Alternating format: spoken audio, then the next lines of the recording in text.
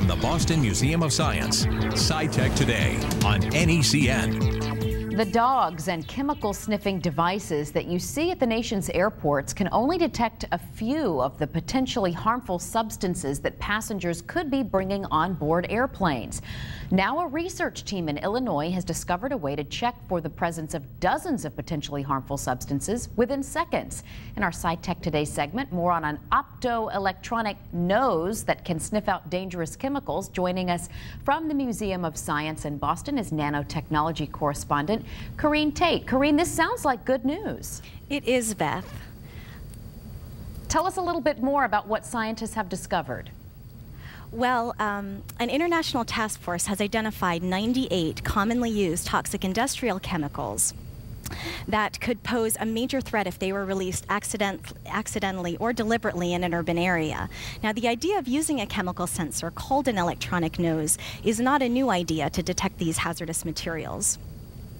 But the current technologies have some limitations. They only detect a handful of different chemicals. They tend to be very expensive and they're too bulky to use in the field. But Ken Suslick and his team at the University of Illinois have solved all these problems and developed this. Yeah, tell us about this. This is the key in order to find these new substances.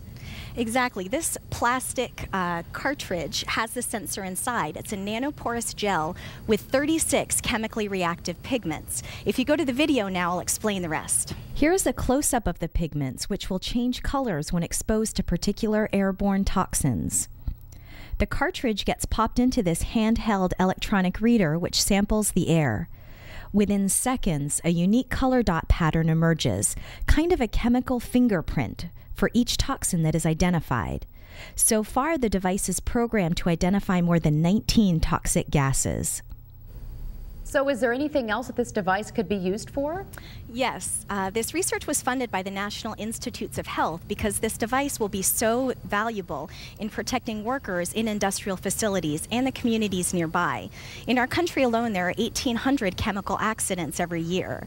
Now, not only does this device pick up even low concentrations of a wide variety of different gases, but it's also highly portable and inexpensive. So you can imagine a portable device like this would be invaluable for first responders like firefighters or police officers who arrive at the scene of an accident where toxic chemicals might be involved. And of course, there are homeland security and military applications as well. Absolutely. So how long will it take to get this device to market?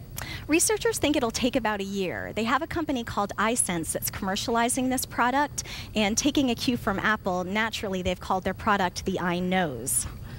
All right, Corrine Tate, thanks so much for joining us. Thank you, Beth. And remember to join us every Wednesday night at 5:30 and Thursday morning at 9:30 for Sci-Tech Today.